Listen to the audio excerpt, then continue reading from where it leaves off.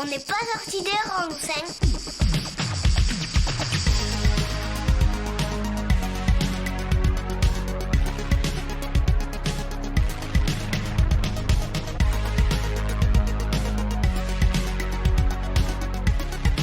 la galère.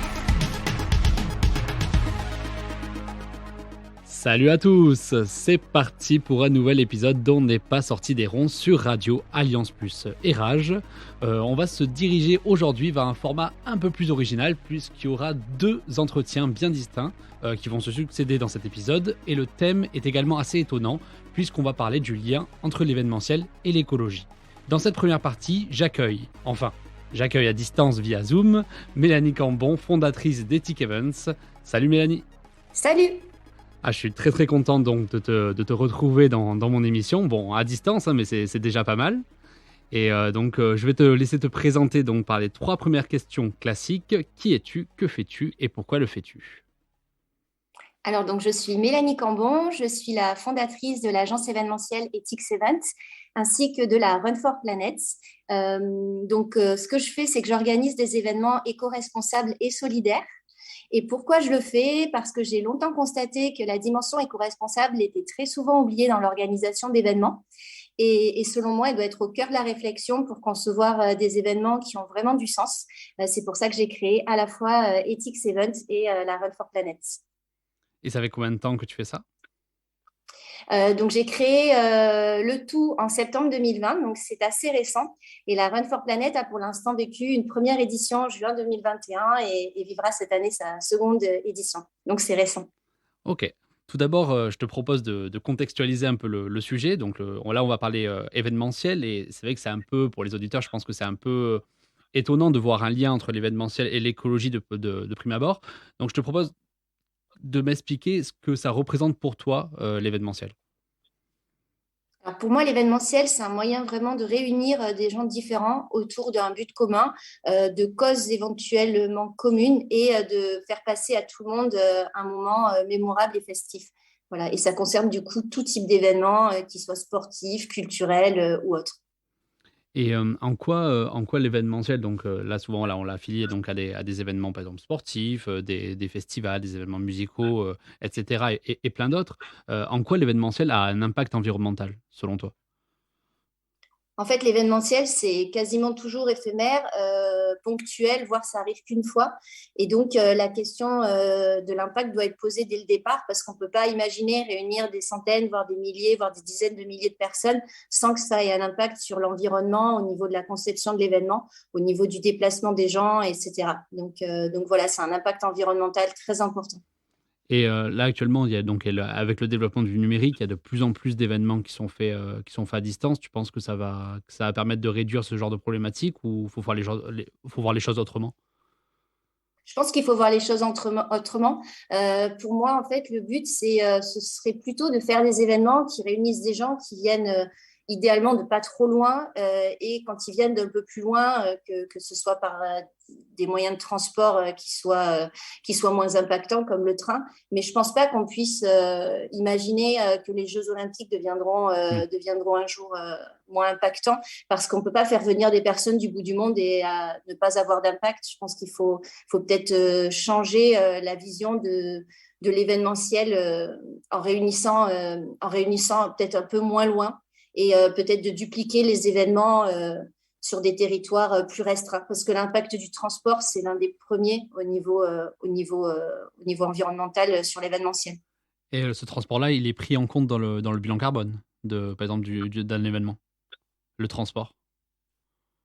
Oui, il doit l'être, c'est Ouais, évident. Ouais. ouais, parce que c'est vrai que je m'en souviens j'avais fait un audit énergétique, je crois, à la fac et j'avais pu voir que, parfois on avait parlé des bilans carbone et tout ça et souvent dans les bilans carbone, c'était assez malin. Ils prenaient pas en compte, en fait, le transport, qui amenait, par exemple, des étudiants à l'université, des éléments comme ça et du coup, forcément, vu que le transport, comme tu dis, c'est, l'élément le plus polluant et n'en parlons pas avec l'avion pour des événements sportifs, par exemple.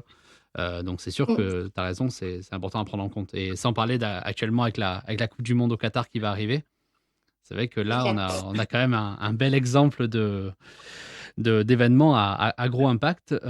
Pourquoi toi, pourquoi c'est important pour toi de renforcer la place de l'écologie dans l'événementiel? Que ça soit en limitant l'impact ou que ça soit tout simplement en termes d'image. En fait, je pense qu'il faut renforcer la place de l'écologie dans tout et donc dans l'événementiel, mais dans tout. Je pense qu'aujourd'hui, on doit vraiment se rendre compte qu'il y a une urgence climatique et que chacun de nos gestes, que ce soit nos gestes individuels au quotidien ou nos gestes dans notre activité professionnelle, a un impact.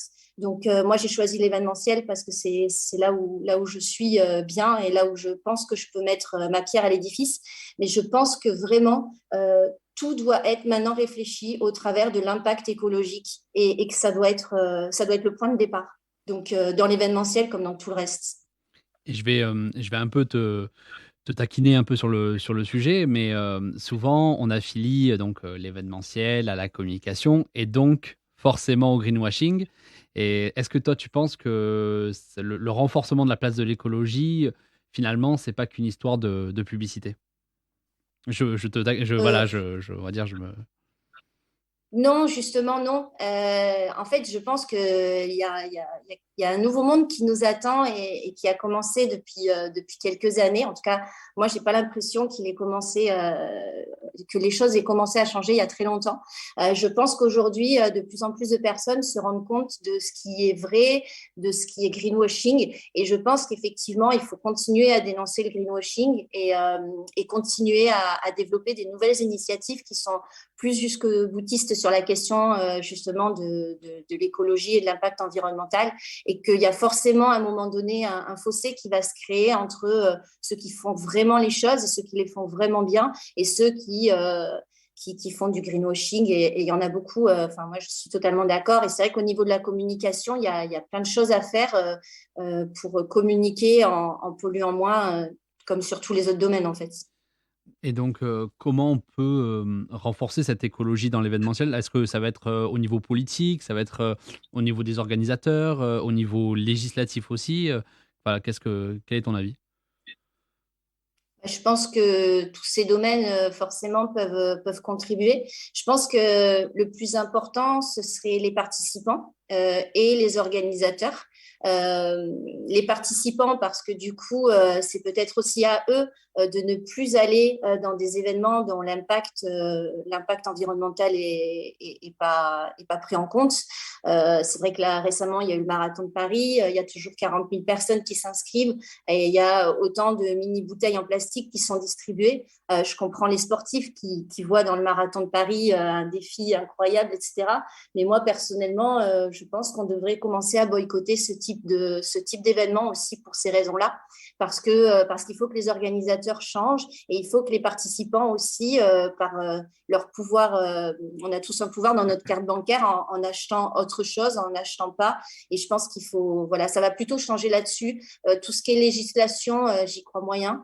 Ouais. Mais par contre, le pouvoir Du de comportement. l'individu, voilà, et surtout les organisateurs qui doivent prendre aussi leurs responsabilités et se dire que les participants, en tout cas une partie des participants, sont prêts au changement. Et donc, il faut avoir un peu de courage. Je pense que ça passera par du courage à tous les niveaux, en fait. Et du coup, là, tu me parlais donc par exemple, donc de déchets plastiques, tu m'as parlé de transport. Souvent, l'impact environnemental principal, ça va être donc les impacts environnementaux principaux, ça va être donc le transport, les déchets dans l'événementiel en général. Alors, il y a plein de choses. Il y a la communication, parce qu'effectivement, il y a encore peut-être trop d'organisations qui communiquent via des panneaux polluants, via des flyers par milliers, via des affiches. Nous, par exemple, sur Run for Planet, notre communication est totalement digitale, on ne produit aucun flyer. Donc, c'est vrai qu'on prend le risque d'avoir du mal à communiquer, parce que c'est vrai que c'est pratique un flyer. Mais tant pis, on trouve une autre façon de communiquer pour faire connaître notre événement qu'en produisant des bouts de papier qui resteront au fond d'un placard parce qu'il y en a beaucoup qui finissent quand même dans la poubelle. Après, tout ce qui est gestion de l'eau et gestion du plastique. Sur les événements, il y a quand même aujourd'hui de nombreuses solutions pour supprimer les bouteilles d'eau. Nous, par exemple, on a supprimé le t-shirt finisher qui était traditionnellement offert à tous les participants parce qu'aujourd'hui, c'est pas possible de produire un t-shirt à bas prix qui soit pas fait à l'autre bout du monde et qui soit pas polluant. On sait que l'industrie textile, c'est l'une des plus polluantes au monde. Donc, nous, on a supprimé le t-shirt finisher. On recycle les dossards, on utilise des puces réutilisables. Enfin, en fait, il y a plein de solutions, mais il faut les mettre en place tout simplement et essayer en tout cas, regarder ce qui se fait et puis si ça n'existe pas, essayer de trouver des solutions logiques, des solutions malines et pas forcément toujours des solutions plus chères. Oui, parce que voilà, tu me fais une parfaite transition. C'est que souvent, on va associer ça, on va dire, à une hausse du prix à la fois du festival, des coûts du festival, du coût de l'événement. Donc, c'est sûr que c'est ça, je pense, le problème qui me vient directement à l'esprit, c'est que l'écologie, souvent, on va associer ce côté écologie punitif, dans le sens où on va remplacer des verres en plastique par des éco-cups, des choses comme ça. Et des fois, des gens vont dire, oui, mais tout ça nécessite un investissement important. Et tu as raison, c'est vrai que ce n'est pas toujours le cas. On peut aussi faire preuve de bon sens et du coup réduire les coûts par l'écologie. Tout à fait. Je pense qu'en fait, c'est un mélange d'a priori que l'écologie, ça va être plus cher, et un mélange de fausses excuses pour ne pas faire et continuer de faire comme avant parce que finalement, les gens ne sont pas prêts, finalement, c'est trop compliqué. Je pense que quand on veut faire, on trouve des solutions. Quand on ne veut pas, on cherche des excuses et ça marche pour l'événementiel comme pour tout le reste. Nous, par exemple, pour supprimer les bouteilles d'eau, ça n'a pas été si compliqué que ça. On a tout simplement fait nos événements à côté de points d'eau existants. Je pense qu'il n'y a pas besoin d'avoir fait Bac plus 10 pour imaginer une solution comme celle-là. Et ce n'est pas une solution qui coûte plus cher. On a mis en place des éco-cups qu'on pré-remplit avec nos bénévoles, qui sont non chartés, qui sont les plus basiques possibles. Les gens boivent, reposent l'éco-cup et entre chaque événement, on les lave. C'est basique, simple. Ça nécessite un peu d'huile de coude. Laver 3000 éco-cups après à la main, c'est vrai que c'est pas super sympa. Mais voilà, après, on peut les réutiliser 10 fois, 20 fois, 50 fois. Voilà, supprimer le t-shirt finisher, là, clairement, c'est une économie. Donc là, on peut pas dire que ça coûte plus cher, ça coûte moins cher. Et l'argent économisé dans des t-shirts qui servent à rien et qui sont moches, ça va servir à, par exemple, financer des médailles. Nous, on a mis en place des médailles en bois, 100% made in France, fabriquées dans un ESAT. Donc, c'est vrai qu'elles coûtent plus cher que des médailles en acier. Mais vu que de l'autre côté, on économise sur les t-shirts, ça compense. Les dossards recyclés, ça ne coûte pas grand-chose. Les puces réutilisées, clairement, c'est des économies parce qu'il faut juste les récupérer et après les remettre en place d'un événement à un autre. Donc, en fait, il y a beaucoup de solutions qui ne sont pas plus chères. Louer des toilettes sèches, ce n'est pas plus cher que de louer des toilettes pas sèches. Enfin voilà, il y a plein de solutions. Pas produire de flyers, ça coûte forcément moins cher. Après, du coup, faut communiquer différemment. C'est sûr que voilà, on peut pas dire que faire des solutions écologiques c'est toujours moins cher, mais en fait, avec un peu d'huile de coude et étant un peu malin, c'est pas forcément plus cher. Donc, je pense que voilà, faut déjà le vouloir. C'est le point de départ. Ouais. Et puis après, se mettre autour d'une table avec des personnes qui ont envie aussi de faire avancer les choses et puis, on trouve des solutions avec des budgets, des petits budgets. Et comme tu dis aussi, c'est-à-dire que quand un événement pollue énormément, ne fait aucun effort, je pense que c'est important aussi de le soulever. Parce que c'est vrai que c'est comme ça que si on valorise des événements qui sont beaucoup plus respectueux de l'environnement, beaucoup moins impactants, enfin, à l'opposé voilà, de certains événements encore qui existent et malheureusement encore majoritaires, je pense que c'est important de le préciser et de les mettre en valeur. Je te propose, là tu as commencé un peu à en parler, donc de rentrer un peu plus dans le détail de tes projets et de ton projet aussi, donc Run for the Planet. Donc je te propose de me parler donc d'Ethic Events et Run for the Planet. Alors, Ethics Events, que tout le monde Ethics dit Events, mal, comme Run for Planet. Moi, l'anglais, ça c'est doit être de catastrophique. notre faute. Alors, tout le monde dit Run for the Planet. C'est vrai qu'on aurait dû l'écrire comme ça. On a fait une faute, mais du coup, c'est Run for Planet. Mais bon, ça, c'est pas un problème. Je suis désolé, je suis vraiment très, très... Ah non, mais ne le sois pas. Tout le monde dit ça. Donc, Ethics Event, en fait, c'est une agence événementielle qui a pour objectif vraiment d'organiser des événements éco-responsables et solidaires pour des entreprises, des associations ou des collectivités qui soit ont déjà un événement et veulent le rendre plus éco-responsable, responsables, soit n'ont pas encore d'événement et veulent nous confier l'organisation et la réalisation de l'événement de A à Z. Donc, le but de l'agence, c'est effectivement de séduire par l'éco-responsabilité et la solidarité, parce que c'est vraiment ça qu'on porte comme valeur avec Ethics Events. Et la Run for Planet, c'est la première course donc éco-conçue et solidaire qui est organisée en France au profit d'associations qui agissent vraiment concrètement pour préserver le vivant. Et je dis le vivant parce que aujourd'hui, je pense que la planète, c'est pas que les humains. Et la Run for Planet, elle est assez originale aussi par rapport à ça. C'est qu'on a 3 associations animalistes parce que je pense qu'il faut bien se rendre compte de l'impact de la surconsommation animale sur le réchauffement climatique, sur d'autres points aussi au niveau santé. Et c'est aussi ça qu'on a voulu porter dans la Run for Planet. Est-ce que tu as des noms d'associations? Alors, du coup, il y a 5 associations qui sont soutenues par la Run for Planet financièrement. Donc, on a l'association L214 qui, depuis des années, permet aux personnes de se rendre compte de ce qui se cache derrière l'élevage intensif et du coup, qui agit par rapport à ça en sensibilisant et en dénonçant les pratiques de surexploitation animale. On a Sea Shepherd que tout le monde ne connaît pas, qui est l'association la plus militante et la plus engagée pour la préservation des océans et des écosystèmes marins. On a la Ligue de protection des oiseaux, Planète Urgence qu'on a rajouté cette année et on les soutient sur leur volet de reforestation. Et on a l'association Médecins du Monde qui apporte la santé à tous et surtout aux plus démunis et aux laissés pour compte. Ah, vous avez de très très belles assos et très connues. Du coup, franchement, c'est super. En fait, on pense qu'elles sont très connues, mais oui, en fait, bien elles sûr, ne sont pas tant que ça. Moi aussi, j'ai cru au début que tout le monde connaissait, mais c'est parce qu'on est sensibilisé sur ces questions-là. Mais il y a des associations qui sont plus connues et qui ne le méritent pas. Je ne citerai pas de nom, mais voilà, Sea Shepherd mérite d'être plus connu que certaines autres associations. Et voilà, c'est aussi ce qu'on a voulu porter. C'est des associations qu'on pourrait croire connues parce qu'en fait, elles sont dans l'action.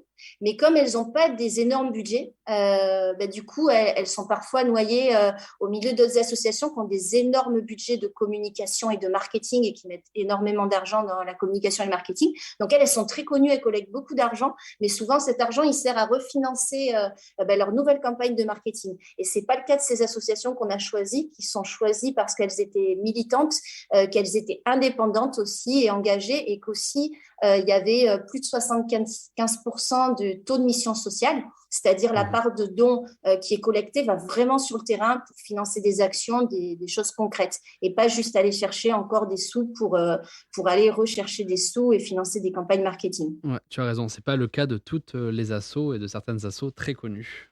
Voilà, donc, oui. Ouais.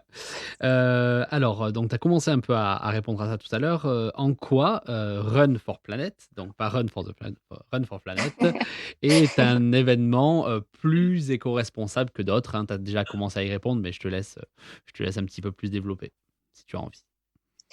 Alors, c'est vrai que la Run for Planet, c'est un événement sportif grand public solidaire, mais sa particularité, en fait, c'est que la Run for Planet, c'est le sport au service de l'écologie et non pas l'écologie au service du sport.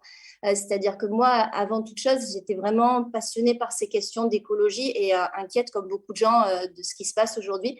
Donc, j'ai vraiment créé la Run for Planet comme un événement grand public, accessible à tous, même aux enfants à partir de 6 ans, même aux non-sportifs, puisque le but, en fait, c'est vraiment que tout le monde se retrouve autour des valeurs de la Run for Planet. Donc, c'est peut-être ce qui fait aussi que la Run for Planet, elle va plus loin. C'est que pour moi, c'est la question essentielle, c'est de faire un événement vraiment éco-responsable. Donc, tout a été réfléchi depuis le départ par rapport à ça. On a donc supprimé les bouteilles d'eau, supprimé les t-shirts finisher. Il n'y a aucun goodies sur la Run for Planet. Il n'y en aura jamais. On a remplacé donc le t-shirt finisher par une médaille en bois éco-conçue fabriquée dans un ESAT. Toute notre communication est digitale. Notre signalétique, nos banderoles, elles sont non datées, elles sont éco-conçues, elles sont réutilisées et elles sont produites en quantité raisonnée. Aussi, c'est ça peut-être qu'on fait qui est un peu différent des autres, c'est qu'on ne produit pas en quantité énorme. Il y a des événements où vous allez avoir 50 oriflammes, 35 banderoles. Je ne comprends pas en fait cette surproduction. Et avec la Run for Planet, on a produit des quantités raisonnables. Donc, peut-être que certains se diront c'est un peu ridicule d'avoir 5 banderoles, mais en fait, placées au bon endroit, selon moi, ça suffit. Et quand même, le meilleur produit aujourd'hui, c'est celui qu'on ne produit pas. Donc, je pense qu'il faut l'appliquer aussi à l'événementiel. On n'est pas obligé de surproduire. Voilà, nos dossards sont recyclés, nos puces de chronométrage sont réutilisées. On a des toilettes sèches sur les événements, sauf à Paris où on a situé le village à côté des toilettes. Comme ça, voilà, c'est une chose en moins. Tous nos lots podiums sont faits en France, ils sont éco-conçus et voilà. Puis après, il y a plein d'autres petites choses. On invite des associations aussi sur l'événement. On a des associations qui nous ont contactés, qui nous ont demandé de venir et on a dit oui à certaines parce qu'on pense que aussi le but, c'est de permettre à des associations engagées, militantes sur ces questions-là d'être plus connues. Donc, c'est une occasion aussi pour elles de se faire connaître auprès de nos participants qui sont très sensibles à cette question d'impact environnemental. Est-ce que tu peux me redonner donc l'endroit des courses et la durée des courses pour les petits détails pour les auditeurs? Alors, la Run for Planet en 2021 a eu lieu donc à Paris, Bordeaux et Lyon. Donc, c'est 2 parcours qui sont proposés aux participants. On a donc un 5 km qui n'est pas chronométré et qui est même accessible aux enfants à partir de 6 ans et ouvert aussi bien aux coureurs qu'aux marcheurs. Et on a un 10 km qui, lui, est chronométré. Ok. Et est-ce que tu as eu déjà des beaux retours de la part donc des participants, des partenaires? Et toi, qu'est-ce que tu as pensé de cette première édition? Alors, c'était une première édition très particulière puisqu'on s'est retrouvé dans l'année Covid et l'événementiel complètement à l'arrêt. Quand on a fait Run for Planet Lyon le 13 juin 2021, ça faisait 1 an et 3 mois qu'il n'y avait pas eu plus de 50 personnes qui s'étaient Ouais. réunies dans un même lieu. Donc, c'était une année un peu spéciale. On a eu beaucoup, beaucoup de super retours sur les particuliers. Les particuliers se sont retrouvés dans les valeurs de la Run for Planet. On a eu des messages très émouvants de personnes qui disaient enfin, super, génial. Enfin, vraiment des super messages des particuliers. Donc, moi, c'est ça qui m'a le plus encouragé, le plus touché. Beaucoup de jeunes, on a touché, sans le vouloir, une cible très jeune qui ne courait pas forcément. Et du coup, qui s'est dit, là, ce coup-ci, je vais courir. On a eu un message récemment, c'était je n'ai pas couru depuis le lycée, mais ce coup-ci, je vais courir. Moi, c'est des messages qui me touchent beaucoup parce que je vois justement qu'on a touché la cible la cible que moi je voulais, c'est-à-dire vraiment de réunir autour de la cause et pas forcément que parce que c'était un événement sportif. Et au niveau des partenaires, on a eu la chance d'avoir des très beaux partenaires dès la première édition. J'en citerai 2 qui nous ont tout de suite fait confiance et qui ont tout de suite cru en nous, c'est Gobi et Wild Stories.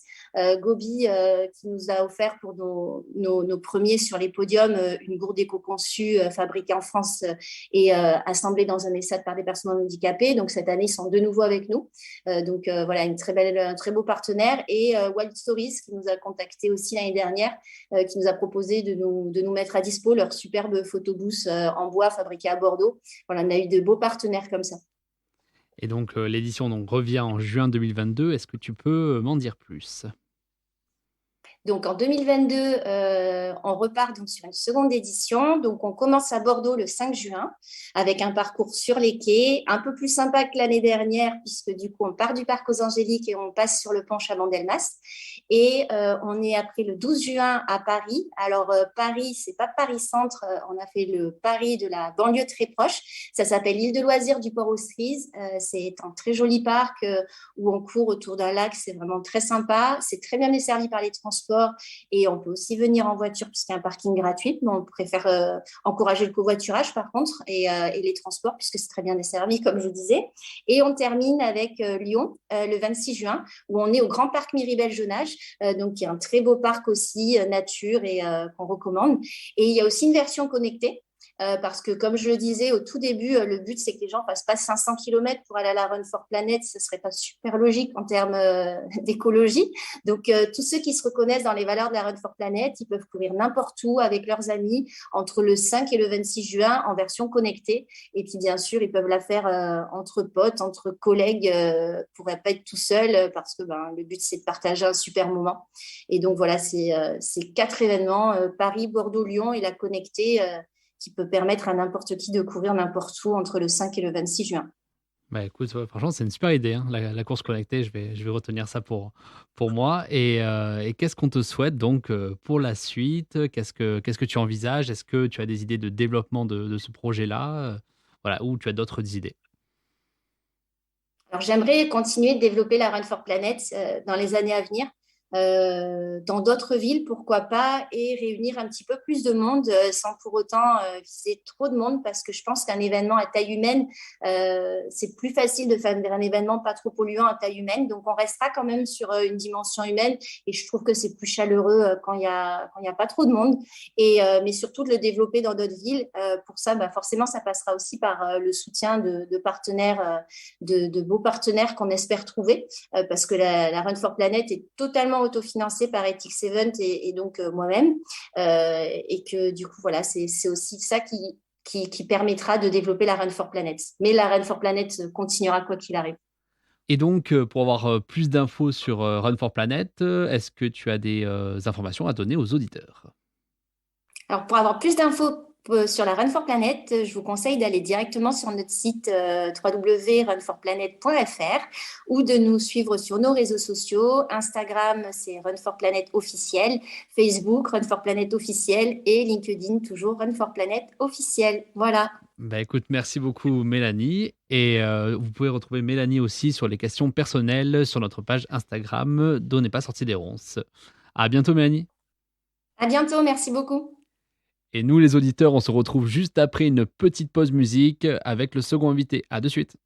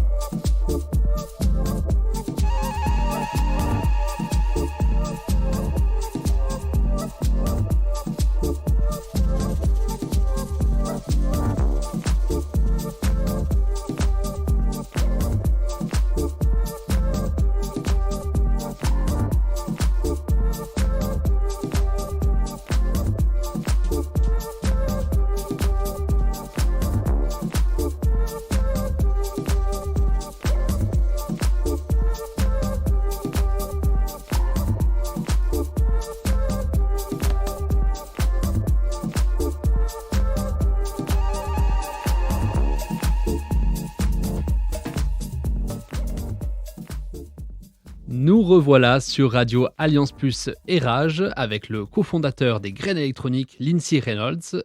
Salut Lindsay. Bonsoir. Bonjour. C'est pas grave, hein, non, mais tu peux le dire, hein. Ouais, bah du coup, je suis très content de te retrouver ici et je vais te poser donc les 3 premières questions classiques. Qui es-tu? Que fais-tu? Et pourquoi le fais-tu? Alors, du coup, je m'appelle Lindsay Reynolds. Je suis cofondateur des Graines électroniques. Aujourd'hui, je suis directeur et chargé de production dans l'association des Graines électroniques. Et pourquoi je fais ça? En fait, après mes études, j'ai toujours été très engagé dans les questions environnementales et questions de l'écologie. Et je me suis toujours demandé comment est-ce que je pouvais réunir ma passion pour la musique électronique et mes convictions pour l'écologie. Et donc, du coup, avec une amie, on a décidé de cofonder une association qui s'appelle Graines électroniques et qui organise des événements de musique électronique éco-responsable. Et du coup, on trouvait que c'était un moyen de rassembler voilà, notre passion et nos convictions pour la défense d'un monde meilleur. Ok, merci.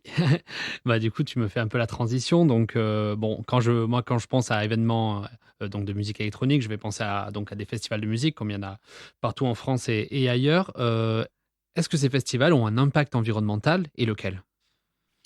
Oui, alors bien sûr, un festival, comme toute activité humaine, va avoir un impact environnemental.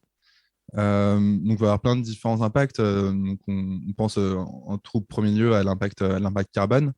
L'impact carbone des festivals, il y a des études qui ont été faites, notamment, il y a pas mal on se repose pas mal sur une étude de Eneris Conseil, qui date quand même, qui commence un peu à dater de 2016, il me semble. Donc, ce serait intéressant de revoir un petit peu les chiffres. Mais en gros, dont Eneris Conseil parle, c'est qu'un événement un festival de musique, généralement, rejette entre 10 et 30 kilos de carbone, d'équivalent carbone par participant. Donc c'est quand même un impact assez considérable, surtout que on multiplie ce chiffre de 10 à 30 kilos par participant. Et donc plus le festival est gros, plus il va avoir un impact carbone important. Donc généralement on prend l'impact carbone comme un indicateur clé. Parce qu'en fait, il va refléter pas mal les autres impacts qu'il peut avoir sur l'environnement. Donc, l'impact sur la biodiversité, l'impact sur les ressources primaires, l'impact sur l'eutrophisation des milieux aquatiques. Donc, du coup, généralement, on prend l'impact carbone comme indicateur clé. Et donc, quand on regarde un peu plus dans le détail, donc entre 10 et 30 kg de carbone par participant, en fait, la première source, le premier pôle d'émission d'impact carbone, ça va être lié avec les transports de personnes. Donc environ entre 2 tiers et 50% de l'impact du bilan carbone va être lié au transport des personnes. Et dans ces impacts de personnes, transports de personnes, ça va surtout être le transport des festivaliers et des festivalières. Mm. Donc ça va vraiment être le premier impact carbone en lien avec le festival. Et puis ensuite, on va avoir environ 10% qui vont être en lien avec l'alimentation. Donc l'alimentation des festivaliers, des festivalières, mais aussi des équipes techniques et des artistes. Donc 10% en lien avec l'alimentation. Il y a 10% qui vont être en lien avec la logistique. Donc la logistique, ça va être transporter la scène, les lumières, et puis voilà, alimenter en électricité tout un festival. Et ensuite, il va y avoir un peu des reliquats entre 1 à 2% qui vont être liés à la communication et qui vont être liés aussi à la gestion des déchets. Ok. Donc voilà, en fait, on retrouve un petit peu un festival, ça va être une petite ville qui va être Ouais, créée sur un exactement. petit instant. Et donc, du coup, on va retrouver tous les pôles d'émissions classiques qu'on peut retrouver dans la vie un peu de tous les jours. Et donc, du coup, il va falloir essayer de réduire un petit peu tous ces différents impacts. Mais en plus, comme tu dis, il y a forcément aussi un impact sur la biodiversité parce que souvent, ces festivals, ils ont lieu dans des endroits où il y a de la place. Et les endroits où il y a de la place, ça va être forcément des endroits où il y a des forêts, des champs. Et donc, ça va impacter que ce soit, que ce soit de la biodiversité terrestre ou, par exemple, les oiseaux ou des choses comme ça. Ouais, il y a forcément de l'impact sur la biodiversité. Aussi, il me semble que c'est dans un festival en Angleterre où ils ont fait des études sur l'étang d'à côté. Et en fait, bon, comme en festival, il y a souvent des drogues qui peuvent circuler. Mm. Du coup, il y a de l'urine qui circule, qui rentre dans les réseaux de fluviaux. Et donc, du coup, ça a un impact sur la biodiversité aquatique aussi. Et donc, du coup, il y a des anguilles notamment qui sont en train de disparaître. Parce qu'il y a tout un festival qui est toujours au même endroit et du coup, ça a un impact sur la biodiversité. Ok. Et comment on va limiter toutes ces conséquences-là? Est-ce qu'il y a des leviers d'action qui sont identifiés? Ouais, bien sûr. En fait, il y a donc le Shift Project qui a beaucoup travaillé sur comment décarboner la culture et comment décarboner du coup le monde de l'événementiel, et qui nous donne un peu des pistes d'amélioration pour changer les, les habitudes des organisateurs d'événements et de festivals, pour justement aller vers une culture plus décarbonée, des événements plus décarbonés. Et donc, il y a plusieurs grandes typologies de transformation. En fait, il parle de quatre grandes typologies de transformation. Donc, il va y avoir les typologies de transformation transparentes, qu'ils vont appeler. C'est des choix d'action qui ne vont pas forcément transformer le métier d'organisateur d'événements, mais qui vont avoir du coup un impact un impact court terme sur l'organisation de son événement. Par exemple, si moi demain je dois modifier mon comportement d'organisateur d'événements, je peux par exemple choisir donner de la nourriture 100% végétarienne à mes bénévoles et à mon staff. Et ça va pas changer mon métier. C'est juste que moi, je vais prendre des décisions à un moment T. Je vais juste, parce que j'ai une connaissance de l'impact environnemental, parce que je sais comment fonctionnent les impacts, je peux prendre une décision qui va pas transformer mon métier. Je vais juste demander à mon fournisseur classique de faire juste un- voilà, un catering végétarien, et ça aura un impact assez court-termiste. Il y a une deuxième typologie de transformation qui va être une transformation positive. Ça veut dire que par les choix que moi je vais faire dans mon métier, ça va entraîner d'autres secteurs d'activité. Par exemple, si à- pour mon catering, pour nourrir mes bénévoles, je demande, en plus d'avoir de la nourriture bio, du coup, je vais entraîner toute la filière du bio avec mon choix. Et donc, du coup, ça va être une typologie de transformation qui va amener d'autres secteurs à aussi aller dans la transition écologique. Et ensuite, il y a encore deux transformations différentes. Il y a une troisième transformation qui s'appelle une transformation offensive. Donc là, c'est vraiment, je vais repenser la manière dont mon métier fonctionne. Donc, du coup, je vais être vraiment proactif sur les solutions à apporter. Et donc là, par exemple, ça peut être des solutions de mutualisation de matériel. Donc, du coup, on va s'organiser avec d'autres événements pour acheter du matériel ensemble. Et ça, du coup, ça nous pousse à repenser notre métier, repenser comment le secteur fonctionne. Et donc, ça va transformer, voilà, comment le métier de demain va devoir exister. Et la dernière typologie de transformation, ça va être les typologies de transformation défensive. Donc, ça va plutôt être de l'ordre du renoncement. On sait qu'il y a des opportunités liées à la technologie, par exemple, qui sont à notre disposition. Et donc là, ça va être plutôt du renoncement en disant, ben, connaissant les impacts de cette technologie, je vais refuser d'utiliser cette technologie. C'est par exemple refuser de dire, ben voilà, la qualité de la vidéo augmente. Je vais refuser d'avoir mes after movies qui soient 4K ou au-delà. Et donc, du coup, voilà, refuser Appel, ouais. certaines opportunités Voilà, carbonées. exactement. Et là, tout ce que tu décris, c'est le Shift Project qui l'a fait. Ouais, c'est ça, Ça, c'est c'est fou. Ah. des éléments du Shift Product. Ah, c'est dingue. Ils ont vraiment fait un plan complètement, ouais, qui prend tout en compte. Ouais, ouais, et du coup, c'est vachement bien parce qu'il se repose vraiment sur voilà, comment fonctionnent les festivals, sur des choses qui existent. Et donc, du coup, il propose vraiment des choses. Voilà, en fait, c'est quatre typologies de transformation. Ce qui est intéressant, c'est de se dire, bah, chaque événement avance à son rythme dans cette transformation, et tout le monde ne va pas choisir de renoncer à des opportunités carbonées, mais en tout cas, ça donne une direction, et ça montre qu'il y a besoin un peu de toutes ces typologies de transformation pour avancer et de changer structurellement le secteur de la culture, quoi. Et donc, du coup, c'est intéressant d'avoir ces quatre aspects. Ok. Et j'ai entendu la notion, là, en préparant l'émission, j'ai lu deux, trois trucs voilà, sur l'impact des festivals sur l'environnement. Et il y a un terme qui est revenu plusieurs fois, la notion d'éco-festival. Est-ce que tu peux m'en parler? Ouais, bah, du coup, la notion d'éco-festival, ça va justement être cette idée de transformer la manière dont les festivals sont conçus pour justement diminuer l'impact environnemental des festivals. Et donc, ça peut être, voilà, derrière, ça peut aboutir à certains labels. qui démontrent justement qu'il y a eu toute une réflexion, des vérifications et des process pour diminuer l'impact environnemental. Mais du coup, voilà, ça va être essayer de réduire, de penser comment on fait pour réduire les transports. Est-ce que l'implantation du site du festival est pensée pour qu'il soit accessible en transport en commun? Est-ce qu'il y a un effort sur, voilà, si on propose de la nourriture végétarienne sur le festival?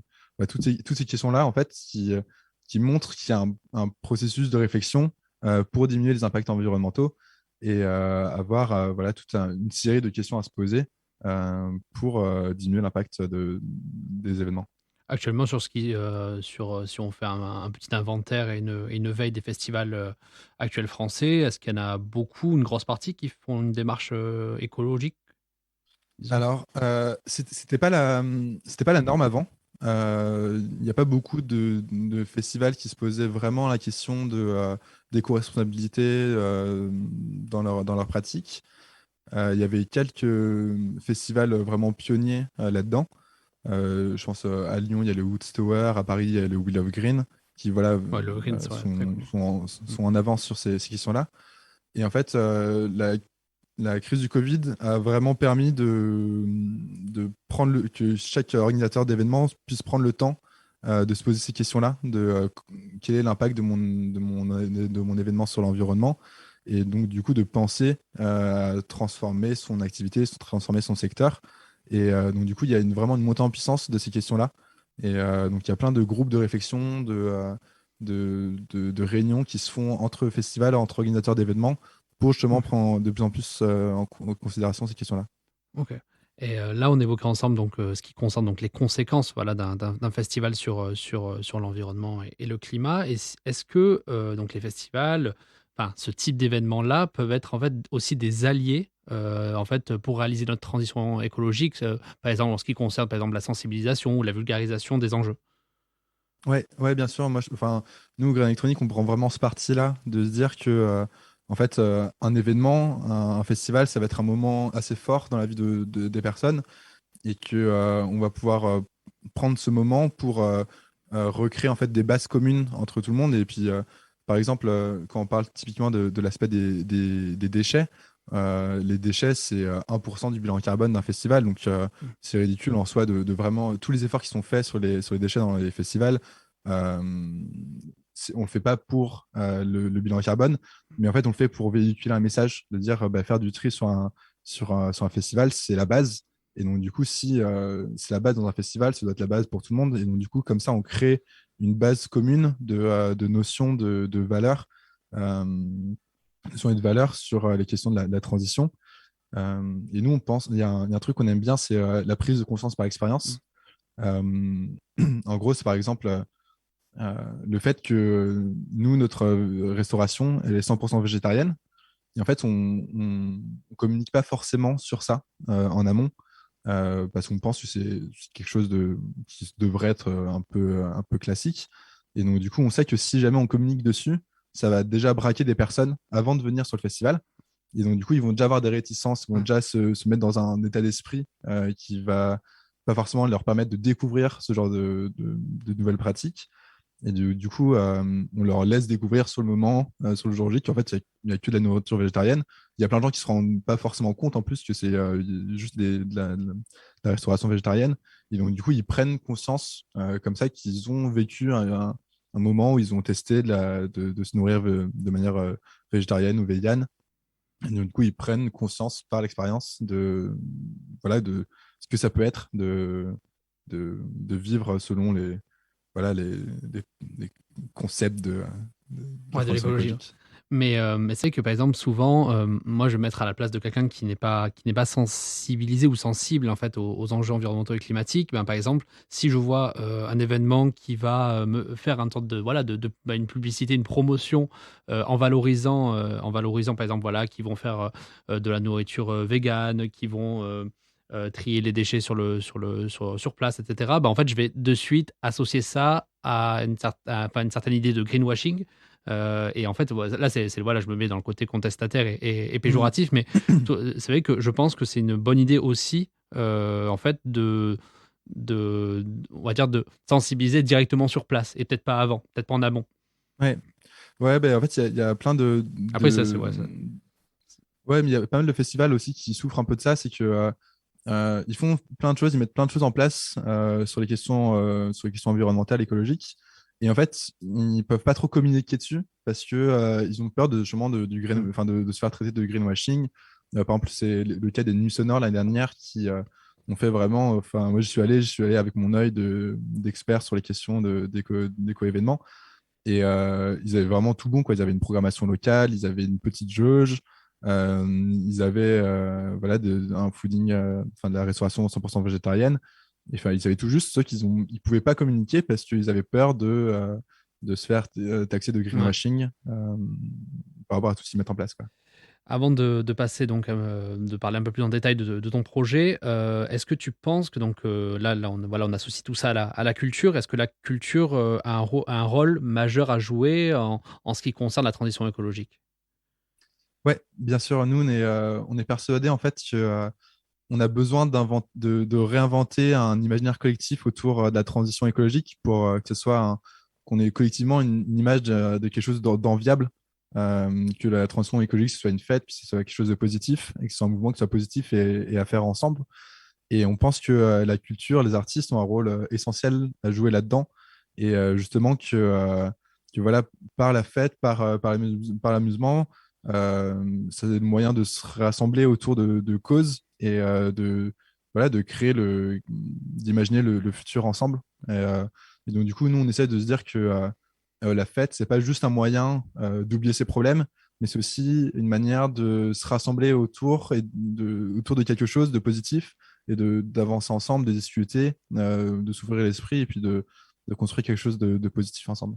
Bah, surtout, c'est important parce que souvent on associe, enfin de nombreuses personnes associent l'écologie à quelque chose de contraignant ou de punitif. Mm. Et donc l'associer à la fête, à de la culture, ça, je pense qu'au niveau de la sensibilisation, je pense que ça peut être un levier assez important.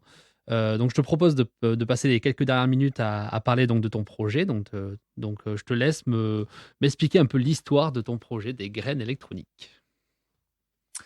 Alors, du coup, les graines électroniques, on a fondé l'asso en janvier 2019. Donc, à la base, on est deux cofondateurs de l'association. Et en fait, ce qui est chouette, c'est qu'on a eu la chance d'être en service civique d'initiative pour créer ce projet. Donc, un service civique d'initiative, c'est un service civique classique, sauf que c'est nous qui sommes venus proposer le projet de festival à une association. Et du coup, ils nous ont laissé carte blanche pour monter ce projet. Donc, c'est l'association qui s'appelle Osons ici et maintenant, qui est à Lyon, qui m'ont proposé ce service d'initiative. Et donc, du coup, on avait voilà, des réunions bi-hebdomadaires, bimensuelles, pardon, pour voilà, créer ça et puis nous faire accompagner sur la création du projet. Et en fait, rapidement, donc on était deux à la base vraiment à porter ce projet. Et on a rapidement voulu donner une dimension collective au projet parce qu'on pensait que c'était, en fait, c'est aussi ça, vivre la transition. Nous, on pense que c'est aussi créer du commun et créer du lien entre les personnes et porter un projet en collectif avec des personnes qui ont les mêmes valeurs ou même qui ont des combats un peu différents, mais voilà, qui vont dans le même sens. Nous, ça faisait sens d'avoir voilà, des gens qui nous entourent. Et donc, du coup, on a rapidement demandé à des personnes d'être co-organisateurs de l'événement. Donc, du coup, voilà, on met en place plein d'outils d'intelligence collective, d'éducation populaire pour justement porter ce projet de manière collective. Et donc, c'est quelque chose qui, pour nous, voilà, est hyper important. Donc, on a fondé ça en janvier 2019. On a fait la première édition du festival en septembre 2019. Donc, on a eu un peu des problèmes de dernière minute, d'annulation Mais bon, on a quand même réussi à Ouais, trouver et surtout un le faire site à avant la le dernière Covid. minute, à tout changer. Ouais, et surtout le faire avant le Covid, c'était quand même, c'est bien au final. Ouais, ouais, ouais. Donc c'est la première édition, c'est vachement bien passé. On a eu des bons retours. La deuxième année, voilà, on devait augmenter les jauges, on devait faire plein de choses chouettes, mais le Covid est arrivé, donc on a un peu changé le projet. On s'est fait un peu annuler à la dernière minute. Et donc, du coup, là, on a repris l'année dernière, en 2021, avec une édition, et puis on repart cette année sur une troisième édition. Et donc, t'as quoi là? T'as commencé un peu à y répondre tout à l'heure. Donc, quelles sont les actions, donc les dispositifs que tu mets en place donc, dans ton festival pour voilà, mêler efficacement donc, la transition écologique, la fête et la culture? Oui, ouais, effectivement. En fait, du coup, euh, donc, l'idée, nous, c'est d'organiser un festival de musique électronique éco-responsable. Donc, l'idée, c'est de rassembler vraiment les gens autour de la musique pour sensibiliser et pousser à l'action. Donc, concrètement, en fait, on organise un événement en pensant à l'impact environnemental, donc tout ce que j'ai pu dire tout à l'heure, en pensant l'implantation du festival, où est-ce qu'il a lieu, est-ce que les gens peuvent venir en transport en commun. Euh, voilà, penser l'utilisation de l'énergie, des ressources, des menus végétariens. Et en fait, donc on a une programmation musicale qui est locale, paritaire et émergente. Et en parallèle de tout ça, on invite des associations, des collectifs, des entrepreneurs à proposer des activités aux festivaliers et aux festivalières pour s'engager dans la transition écologique. Donc, on insiste sur le fait que c'est bien des activités pour vraiment, c'est pas juste des simples stands de sensibilisation, c'est vraiment des activités pour que les personnes elles puissent se mettre en action et que le festival, ça soit l'occasion de tester une première fois et ensuite de pouvoir refaire ça chez soi. Et donc, on a trois grandes thématiques dans la programmation environnementale. On a une première thématique qui est comprendre et se reconnecter à son environnement, parce qu'on pense que pour s'engager dans la transition écologique, il faut comprendre pourquoi enfin, voilà, il faut se reconnecter à la nature et aussi se reconnecter, comprendre les problèmes des changements climatiques. On a une deuxième thématique, c'est changer le monde à son échelle. Donc ça va être tous les petits gestes qu'on peut faire chez soi au quotidien, l'idée du colibri. Et on a une troisième thématique qui est construire ensemble la société de demain, où dedans on va mettre des actions qui sont collectives, donc ça va être de l'action politique ou des actions de désobéissance civile. Et donc, l'idée derrière ces trois grandes thématiques, c'est de pouvoir que chaque personne puisse y trouver son compte en matière de sensibilisation, peu importe son niveau d'engagement actuel, et voilà, que ce soit un primo-arrivant dans la question environnementale ou qui soit qui fasse déjà tous les bons gestes chez soi et qui veut s'engager sur la désobéissance civile. Voilà, c'est possible de montrer un peu tout ce qui est possible de faire dans cet engagement. Ok. Et dans l'organisation, c'est quoi que tu as identifié qui était le plus dur à mettre en place ou par exemple, vraiment le levier d'action pour rendre un festival écologique? Enfin, c'est quoi quel est quelle est l'action la plus compliquée à mettre en place?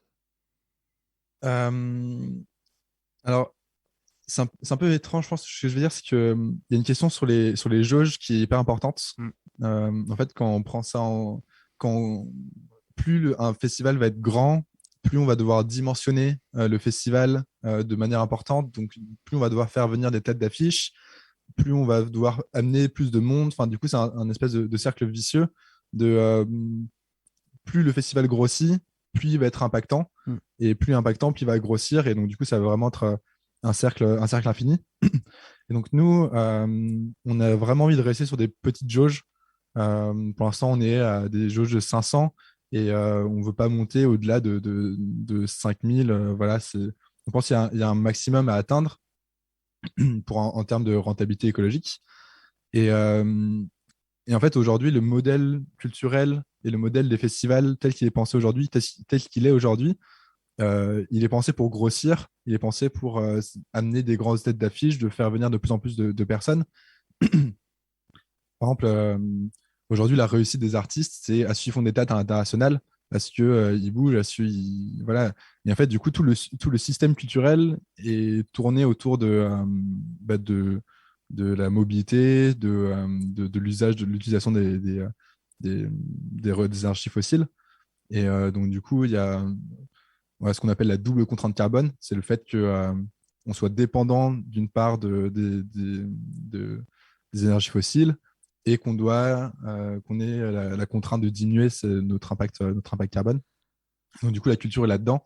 Et donc, du coup, tout le modèle de réflexion de comment est-ce qu'on fait pour vivre de notre activité tout en sachant qu'on peut pas augmenter, on va pas augmenter les jauges au-delà d'un certain nombre. Du coup, ça pousse à réfléchir de manière différente et de réorganiser le secteur culturel. Ouais, et du coup aussi adapter le modèle économique pour être périn.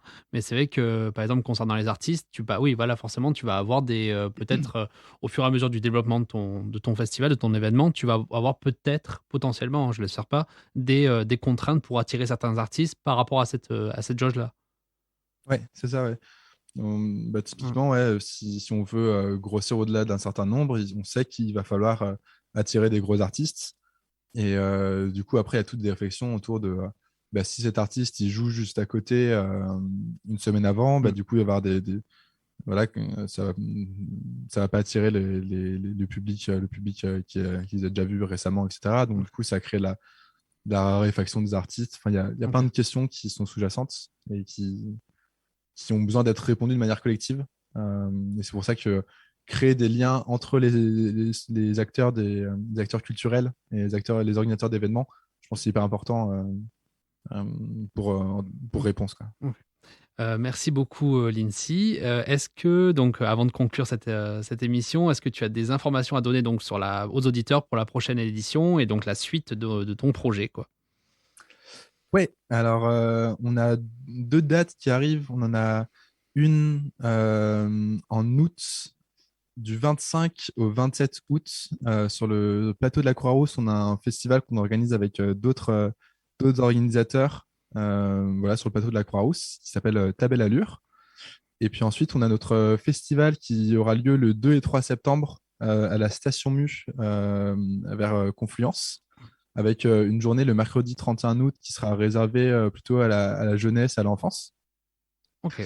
Et puis la dernière chose, c'est qu'on est en voie d'ouverture d'un lieu, un tiers-lieu culturel pour continuer à rassembler les questions culturelles et les questions environnementales. Ok, donc toujours à Lyon. Toujours à Lyon, oui. Ok, écoute, super. Bon, merci beaucoup, Lindsay. Franchement, c'était trop cool. Merci de l'invitation, c'était hyper chouette. À bientôt. À bientôt. Et merci encore aussi à Mélanie, l'invitée donc de la première partie. On se retrouve très vite pour un nouvel épisode dont n'est pas sorti des ronds sur Radio Alliance Plus et Rage. N'oubliez pas que la cagnotte Tipeee est encore ouverte pour ceux qui veulent soutenir le projet. Je remercie déjà les premiers contributeurs. On a dépassé les 1 000 € de dons et c'est beaucoup trop bien. Donc vraiment, je suis vraiment très très fier de tout ce soutien. Le lien est disponible sur la page Facebook et Instagram de l'émission. On n'est pas sorti des ronces, mais on peut toujours essayer. Allez, bye.